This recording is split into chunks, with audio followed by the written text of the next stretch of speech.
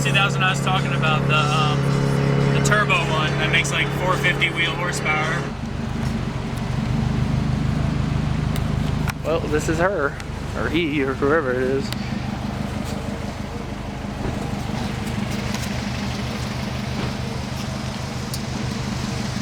Big turbo.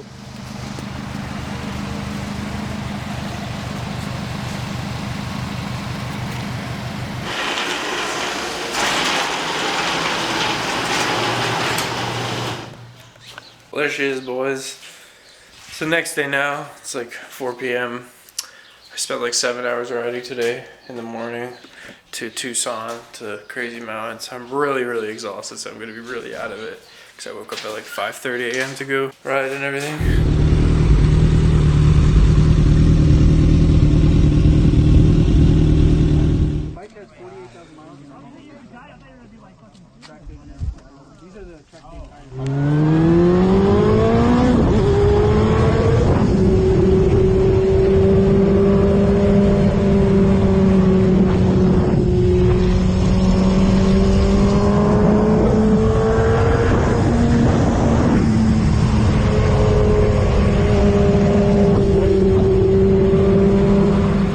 So I'm just gonna go ahead and wash it first and then I'll talk more about it.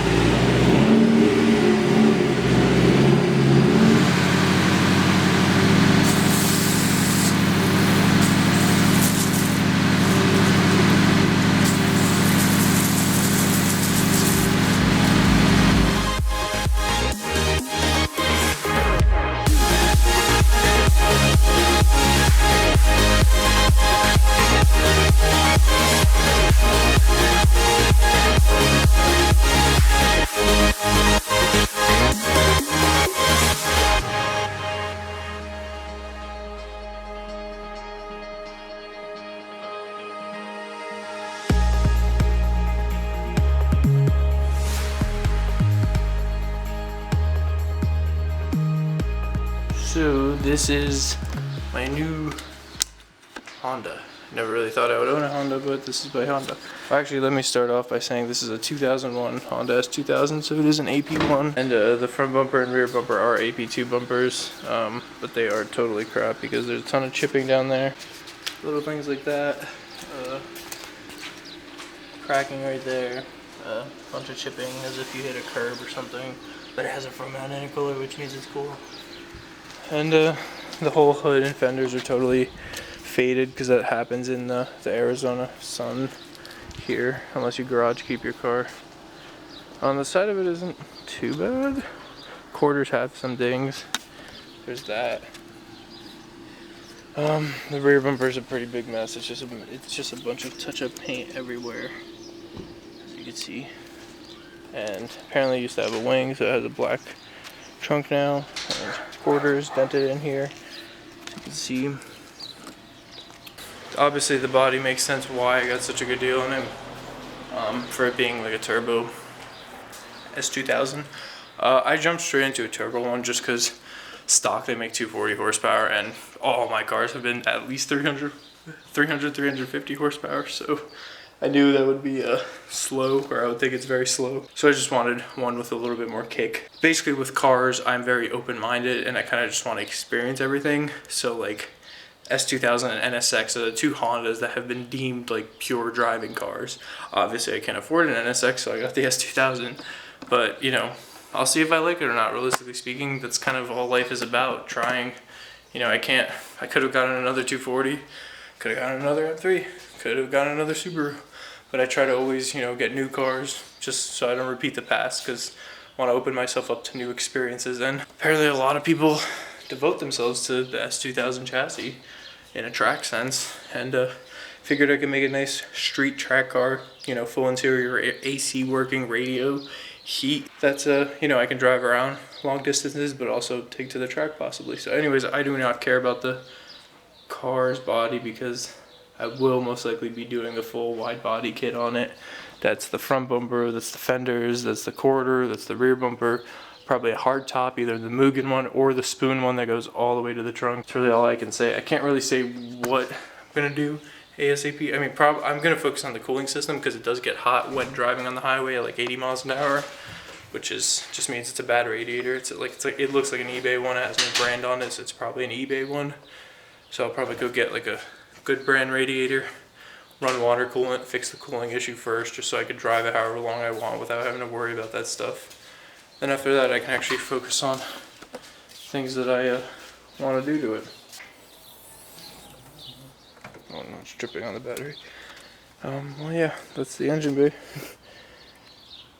I don't really know what else to say, but this radiator, you can kind of clearly tell that it's like, has absolutely no brand on it. Even Mishimoto and all that stuff, they still say the branding somewhere.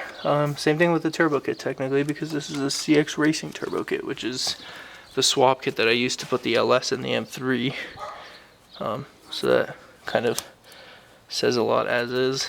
It's one of those fake HKS style mushroom filters. The Turbisky that says CX Racing on it. Granted, these aren't the best turbos by far. They're water cooled. That says enough. Most Precision and Borg Warners are not water cooled. The oil pressure is enough to keep them cool normally. The wastegate has no dump. If you know what a wastegate is, it's that crazy blah noise when you hit full boost and it dumps the exhaust into the belt. So the belt is screaming, fuck me and my life. But basically, I'm most likely going to be turning that thing upside down. So you can actually undo the V-band thing right here and rotate it so that the mouth is right here. And then I'll probably just run a little pipe that comes out of the hood. Also on the way back, this kind of caught on fire, as you can see from touching this, which is wonderful. But other than that, I mean, it dynoed. I have a dyno paper for it. Dynoed 444 wheel horsepower at 9,000 RPM and 275 wheel torque at 9,000 RPM. Which is the thing about turboing tiny 4-cylinders is you make a lot of power, but there's no torque. So when I drove it, it didn't really. I mean, it feels fast. Like it feels maybe one of you guys in it. You probably think it's fast, but with what like I'm used to. But then I drove Rachel's WRX to get this thing, and I floored it, and I was like, oh, okay, that thing is pretty fast. So it's pretty cool. I don't really know what else to say. Sorry if I don't seem excited once again. I've been riding for 7 hours, so I'm absolutely exhausted. My whole body is sore. Technically, this thing is faster than the M3 would have been because it's lighter than the M3 because it's a very small, light car. And it makes more power than it would have made. And this thing has a pretty short shifter. It has a really nice steering for stock. It's crazy how little body roll there is for such a stock car. You know, it makes sense why people call it like a driver's car. And like,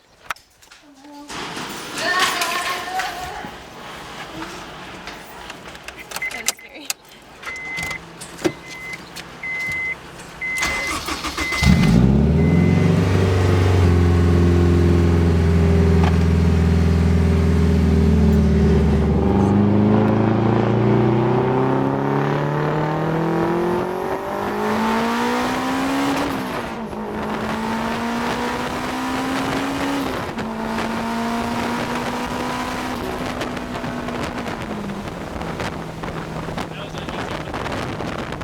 I'm so used to bikes though.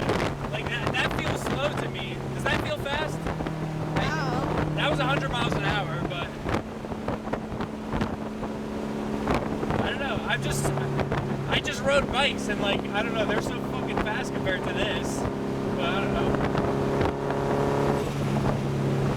But the point of this car is how like it has such minimal body roll for like, you know, stock. It has less body roll than your car, which is like it's not saying something.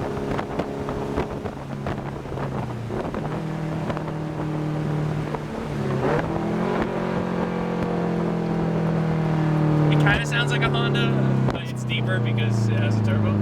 So, is it really a Honda? Where are we going? Where are we going?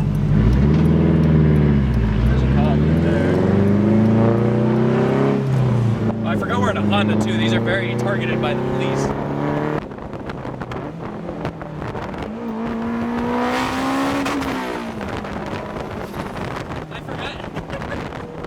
I forgot with the turbo, the rev limiter is set to 85, not 9. Stock it's 9,000, but with the turbo they tuned it to 85. So I don't know. It's not pure. It's not a real S2000 because it can't go to 9,000 RPMs. I just like the fluttering noises.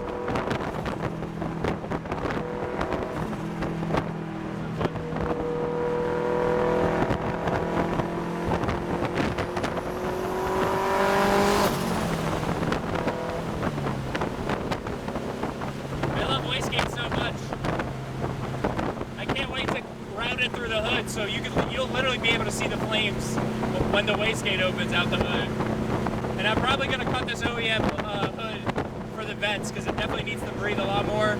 It's 100 degrees here, 105, 110 every day. It's probably like 100 right now or 98 or something like that. 102. So having a turbo car in this weather is not the best thing. It has AC too. I'm not sure if I mentioned that or not, but. And then the top goes up when the e-brake is up. And then if you will look behind us, oh, 2000 generation technology. And it comes down on you. It's gonna kill you and your kids. And you just basically latch it. And then you roll your windows up because you don't want somebody to steal your precious Honda. Another downside of Hondas, they're stolen very often. So yeah, what do you guys think about that car? Let me know in the comments below, and I don't know what the next video is going to be, but something, I suppose. I really don't even know what.